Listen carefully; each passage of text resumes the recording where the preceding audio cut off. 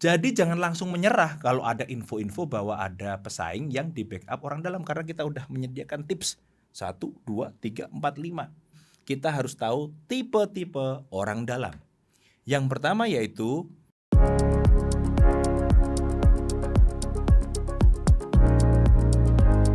halo, assalamualaikum warahmatullahi wabarakatuh. Ketemu lagi dengan Edu Talk, obrolan tentang pendidikan bersama saya Hendy Pratama. Dan kali ini kita akan membahas suatu hal yang sangat menarik dan juga sensitif sih, yaitu kupas tuntas tentang fenomena orang dalam atau disingkat ORDAL. Saya membahas ini karena memang banyak banget orang-orang yang mulai resah. Pak, saya nggak dapat kerja gara-gara ordal. Saya gagal naik jabatan, gagal promosi gara-gara ordal. Saya tidak bisa dapat beasiswa karena ordal. Waduh, apa benar semeresahkan itu orang dalam? Nah, di kesempatan kali ini EduTalk akan membagikan tips bagaimana cara bersaing melawan orang-orang yang memiliki backingan orang dalam. Nah, sekarang kita definisikan dulu tuh. Nggak bisa kita tiba-tiba nuduh orang tanpa tahu apa pengertian dari orang dalam. Apa yang dimaksud dengan orang dalam? Yaitu orang dalam organisasi atau perusahaan yang bisa, satu, mempengaruhi seleksi masuk. Jadi dia bisa tuh ngutik-ngutik kayak nilai, kayak soalnya dibocorin, kalian nggak dapat bocoran, orang lain dapat. Itu bisa, namanya juga orang dalam. Yang kedua, yaitu orang yang bisa mempengaruhi perkembangan karir.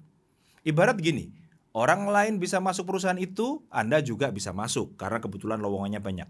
Tapi ketika menjalani karir, maka ada yang karirnya cepat, karirnya lambat. Kebetulan karir cepat dan karir lambat itu karena memang kompetensi. Nggak ada yang ngeluh kalau itu. Tapi kemudian kalian mencurigai bahwa ada orang yang karirnya cepat karena di backup oleh orang dalam. Nah, itulah pengertian orang dalam yang bisa mempengaruhi perkembangan karir. Di sisi lain mungkin juga bisa memperlambat karir kalian. Itulah orang dalam. Definisi orang dalam yang ketiga yaitu orang yang bisa melindungi seseorang dari kegagalan atau kesalahan. Kalau kalian tanpa di backup orang dalam, mungkin berbuat salah dikit akan dihukum. Misalnya kalian cuti tapi permohonannya kurang lengkap, bisa bahkan diskors.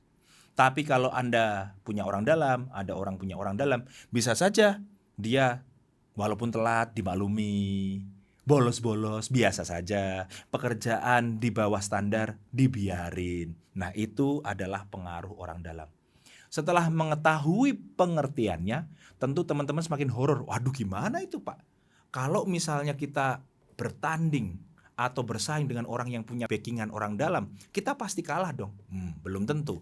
Kita lanjutkan dulu. Sebelum kita masuk ke tips-tips bagaimana cara menghadapi orang yang di-backingin oleh orang dalam, kita harus tahu tipe-tipe orang dalam.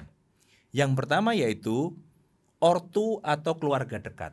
Jadi ada orang yang di-backingi oleh orang tuanya sendiri atau keluarga dekatnya dia yang sudah masuk ke perusahaan itu atau lembaga itu. Tipe yang kedua adalah sanak famili atau keluarga jauh. Jadi bukan orang tuanya, bukan keluarga intinya, tapi dia masih saudara. Emang sih kalau di luar mereka nggak begitu akrab.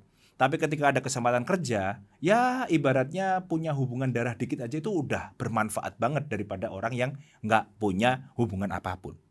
Kemudian yang ketiga yaitu bukan keluarga sih, tapi orang dalam itu berupa circle. Circle dari ortu orang tersebut. Orang tuanya itu mungkin tidak punya apa-apa atau tidak langsung bekerja di perusahaan itu, tapi punya circle yang kerja di situ. Atau circle dari keluarga orang tersebut. Itu tipe orang dalam yang ketiga. Tipe orang dalam yang keempat yaitu seseorang punya circle dia sendiri. Kenal melalui hobi, kenal melalui prestasi atau sosial. Misal, masuk di sebuah perusahaan ternyata bosnya teman main bola atau teman main golf. Kalau prestasi misalnya dia pernah menang lomba model, ternyata jurinya adalah bos dari perusahaan itu. Atau dari sosialnya dia. Ternyata yang jadi bos adalah temannya dulu waktu SMA. Kan kebetulan banget dan bisa dianggap sebagai orang dalam. Jenis-jenis ini memiliki kekuatannya masing-masing dan tidak bisa disamakan. Ini berhubungan dengan strategi Anda selanjutnya bagaimana menghadapi mereka. Setelah kita tahu tipe-tipe orang dalam, sekarang kita harus tahu macam-macam posisi dan kekuatan orang dalam. Jadi ada orang yang di backup oleh owner atau penguasa tertinggi. Jadi ibarat powernya itu unlimited di situ. Ada juga orang dalam yang bukan owner atau bukan penguasa tertinggi, tapi orang kuat ring 1. Dia memiliki kemampuan atau memiliki kedekatan khusus dengan owner. Ada juga orang kuat tapi bukan ring 1, ring 2, ring 3, ring 4, mungkin kabak, mungkin kabit, mungkin kepala HRD. Nah itu namanya orang dalam tapi bukan ring 1. Kemudian ada juga orang dalam berupa orang kerja biasa, orang internal, nggak punya power apa-apa, cuman dia punya info-info.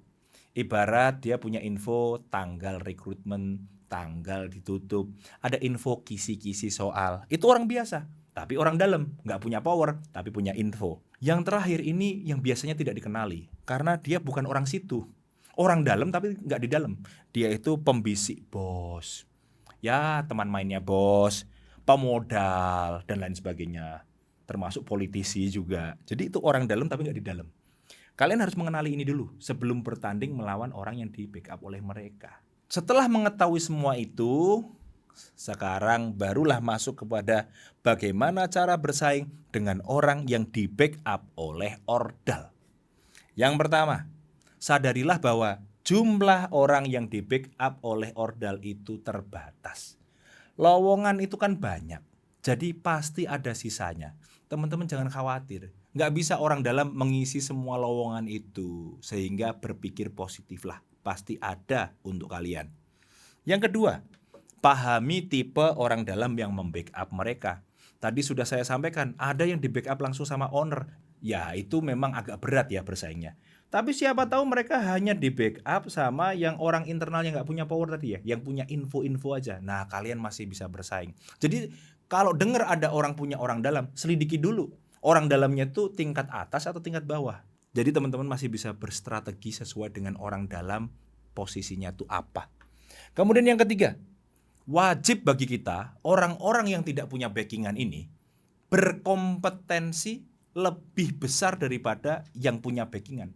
Itu sudah menjadi takdir kita. Kalau kita hanya memiliki kemampuan yang sama aja dengan mereka, habis. Maka kita harus punya kemampuan 2 kali lipat, 3 kali lipat daripada yang punya backingan. Di situ akan terjadi perdebatan di antara mereka. Terjadi kegoyahan. Mereka mau menerima kita karena kemampuan kita tinggi, tapi mereka masih harus bertanggung jawab sama bosnya. Mereka jadi bimbang. Cuman kalau kemampuan kalian sama-sama aja, atau bahkan lebih rendah daripada yang dititip, ya udah, kiamat.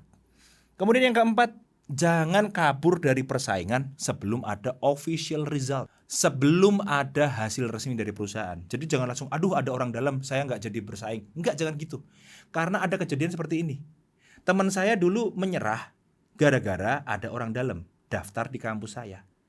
Di hari H ternyata orang dalam itu ijazahnya belum keluar. Karena kejadian itu, maka ranking selanjutnya yang masuk. Dan saya yakin yang masuk itu tidak lebih pintar daripada teman saya. Teman saya nyerah gara-gara orang dalam, tapi ternyata orang dalamnya ada kesalahan administrasi hingga yang masuk orang lain. Teman saya dong sampai detik ini nyesel. Jadi jangan nyerah dulu sebelum ada keputusan resmi. Siapa tahu Dewi Fortuna memihak Anda. Dan yang terakhir adalah cetak ordalmu sendiri. Orang dalam itu kan bisa berbasis keturunan. Ya kita nggak bisa apa-apa kalau keturunan. Bisa berbasis dengan keluarga, sanak famili, tetangga dan lain. Kita nggak bisa milih. Tapi kalau kita mencetak orang dalam sendiri caranya dengan ya punya hobi, punya prestasi, punya hubungan sosial. Kadang-kadang kita bisa kenal orang penting melalui futsal. Bisa kenal orang penting melalui tenis. Kalau kalian nggak punya network, maka tidak akan pernah punya orang dalam. Jadi jangan langsung menyerah kalau ada info-info bahwa ada pesaing yang di backup orang dalam. Karena kita udah menyediakan tips 1, 2, 3, 4, 5. Tinggal aplikasikan sesuai dengan keadaan kalian. Pesan saya yang terakhir, ini penting banget buat dicatat, yaitu jangan menyerah hanya gara-gara tidak punya orang dalam. Orang dalam itu hanya faktor yang kesekian dalam kesuksesan orang. Tapi kita dengan kompetensi kita, keyakinan kita, kemampuan kita berkomunikasi, kita masih punya kesempatan besar untuk sukses dalam hidup. Dan tadi sudah saya ceritakan bahwa sesungguhnya orang dalam pun bisa diciptakan dengan cara bersosialisasi, berkomunikasi, dan berprestasi. Teman-teman, sampai ketemu di episode selanjutnya di Edu Talk, membahas hal-hal lain pentingnya pendidikan dalam dunia kerja maupun dunia profesional dan juga dunia kita sehari-hari. Nama saya Hendy Pratama. Jangan lupa nih subscribe sama komen. Ketemu lagi. Bye-bye.